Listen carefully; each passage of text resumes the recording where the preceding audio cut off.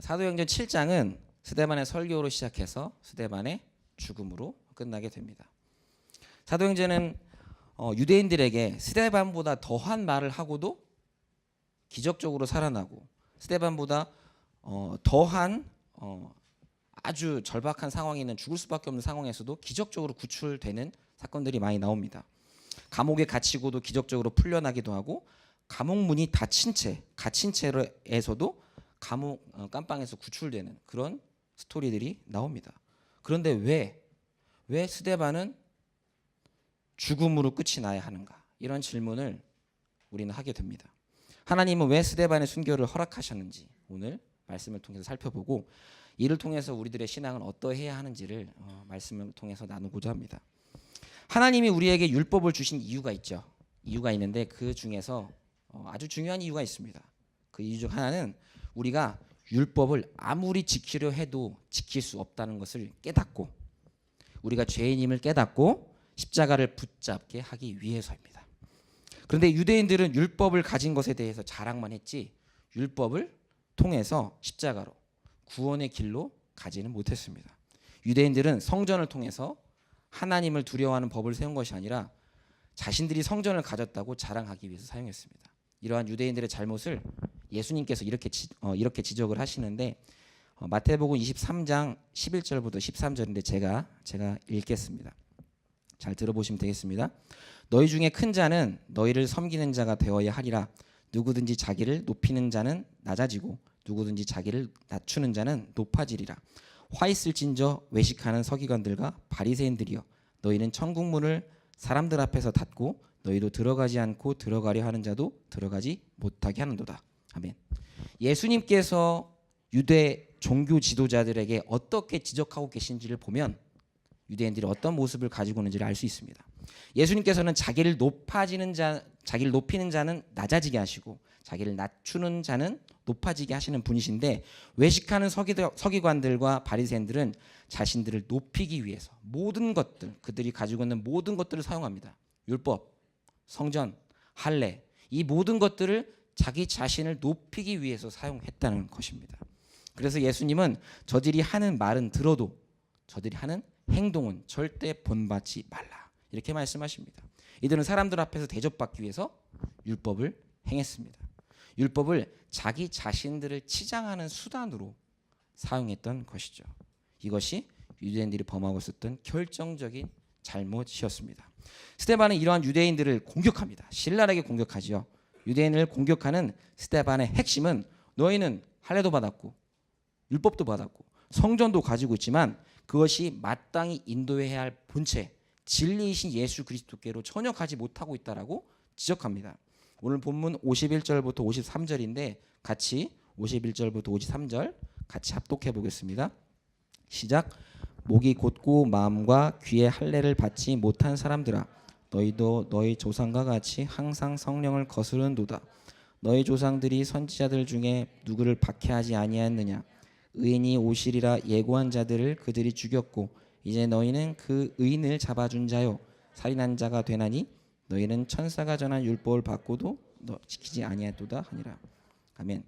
스데반의 설교는 유대주의를 정면으로 공격합니다. 너희가 자랑으로 여기는 것은 너희의 치장감이 아니라 너희를 예수 그리스도께로 인도하기 위해 존재하는 것이다, 이렇게 말을 합니다. 이러한 스데반의 지적에도 유대 지도자들은 마음에 찔리긴 했지만 그것을 가지고 회개한 것이 아니라 마음에 찔려서 이를 갑니다. 마음에 찔려 이를 갈고 귀를 막고 스데반에게 달려갑니다. 그리고 돌로 쳐서 죽이고 맙니다.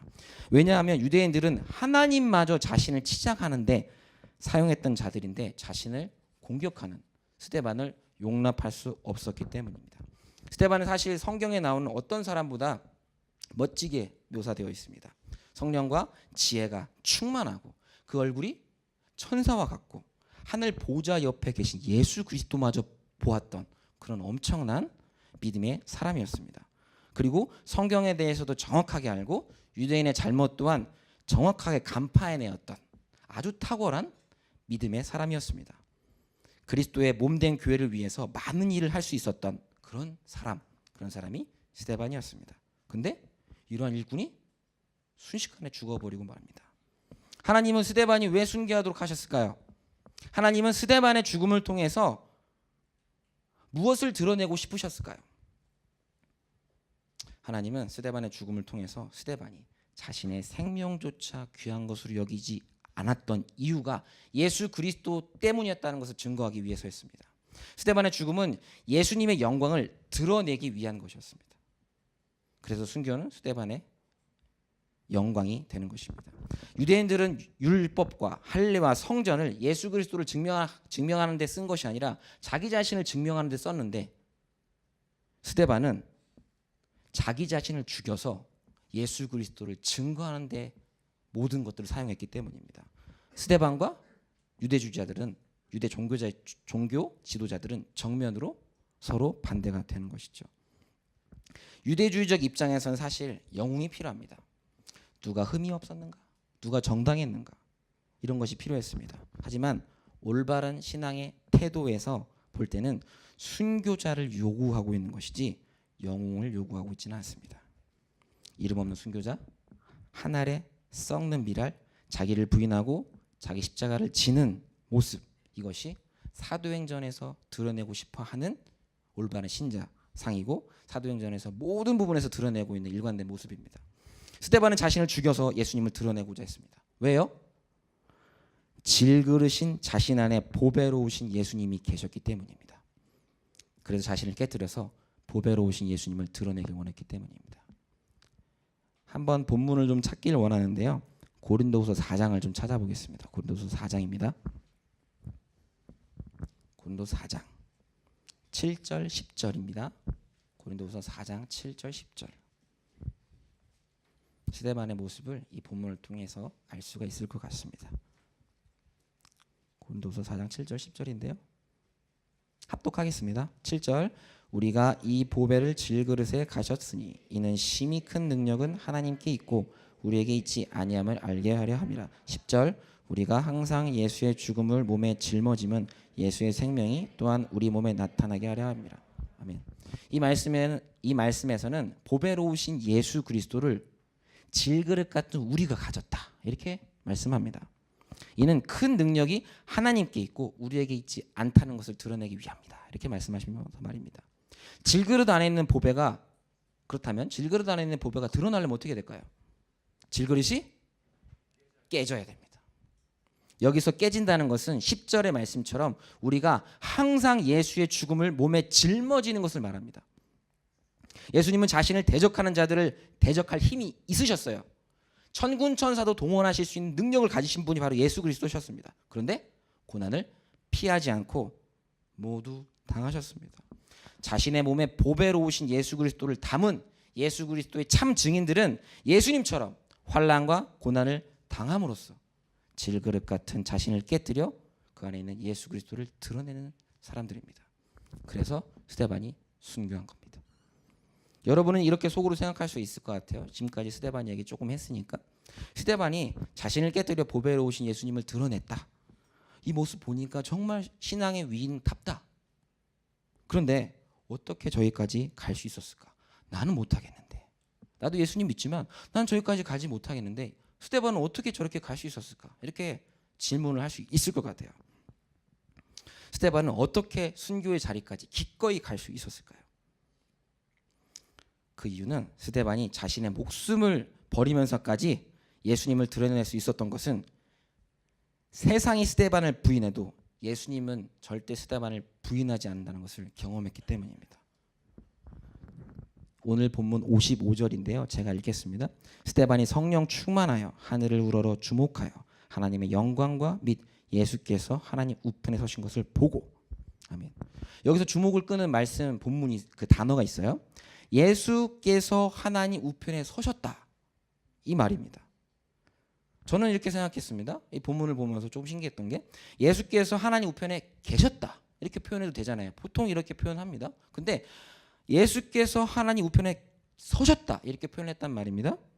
이것은 이 사도행전의 저자인 누가가 무엇인가를 드러내기 위해서 독특하게 쓴 것입니다. 예수님이 단순히 스데반에게 나타나셨다는 것이 아니라 서 계셨다라는 것을 누가가 강조하기 위해서였다는 거죠. 그러면 예수님은 왜 서 계셨을까요? 보통 법정에서 증인은 재판장 앞에 서서 자신이 본 것을 증언합니다. 서서. 스데반 앞에 서신 예수님은 스데반 앞에서 스데반을 변호하신 것입니다. 예수님을 부인하고 심지어 예수님을 죽이기까지 했던 그들 앞에서 예수님을 변호했던 그 스데반을 예수님이 친히 하나님 우편에 서셔서 변호하셨다는 것입니다. 사랑하는 형제자매 여러분, 스데반이 자신의 몸을 깨뜨리면서까지 자신의 생명을 버리면서까지 예수님의 증인으로서 증언할 수 있었던 이유를 알 수 있으시겠습니까? 세상은 너를 부인해도 나는 너를 인정한다. 내가 너를 사랑하고 너를 결코 떠나지 않겠다. 이거를 스데반은 봤기 때문입니다. 스데반이 이렇게 말씀하신 예수님 앞에서 자신의 모든 것을 다 드렸던 것입니다. 사랑하는 형제자매 여러분, 사랑은 두려움을 내쫓습니다. 스데반은 자신을 사랑해 주시고 인정해 주시는 예수님 앞에서 죽음도 두려워하지 않았던 것입니다. 예수님의 사랑으로 죽음도 두려워하지 않게 된 스데반은 예수님 앞에 자신을 드립니다. 오늘 본문 59절인데요. 찾으신 분은 같이 합독했으면 좋겠습니다. 사도행전 7장 59절인데요. 읽겠습니다. 시작. 그들이 돌로 스데반을 치니 스데반이 부르짖어 이르되 주 예수여 내 영혼을 받으시옵소서 하고. 아멘. 스데반은 주 예수여 내 영혼을 받으시옵소서 이렇게 외치고 쓰러졌던 것 같습니다. 본문의 맥락을 보면 쓰러졌다가 다시 무릎을 꿇고 주님께 죄를 저들에게 돌리지 마옵소서 이렇게 말하고 죽습니다. 여기서 스데반의 외침을 잘 보세요. 주 예수여 내 영혼을 받으시옵소서. 이 외침은 예수님이 십자가에서 하나님께 하신 말씀입니다. 스데반은 자신과 인류 전체를 위해 자신을 제물로 드리신 예수님처럼 자신도 예수님께 자신을 제물로 드립니다. 예수님처럼 말입니다. 여러분 한번 상상해 보세요. 스데반이 마지막 숨을 거둘 때 기뻤을까요? 슬펐을까요? 기뻤을까요? 슬펐을까요? 제가 보기에는 슬프지는 않았을 것 같습니다. 예수님께서 십자가상에서 하신 말씀을 그대로 따라하면서 예수님의 뒤를 이어 죽는 첫 번째 순교자로서 자신의 생명을 주님께 드리고 기뻐했던 것 같습니다. 예수님 앞에 서서 잘했다, 착하고 충성된 종아라는 예수님의 말씀을 기대하면서 말입니다.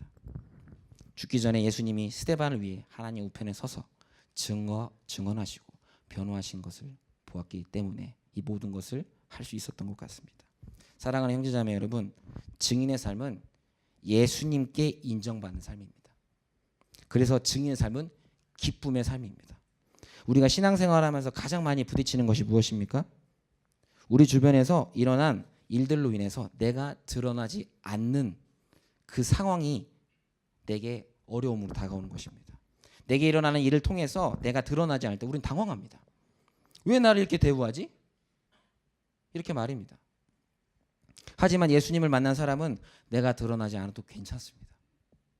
나를 위해 하나님 우편에 서셔서 나를 증언해 주시는 예수님이 계시기 때문입니다. 사랑하는 형제자매 여러분, 우리 주님 만납시다. 우리를 증언하시기 위해 하나님 우편에 서셔서 우리를 증언하시는 그 주님을 만나길 바랍니다.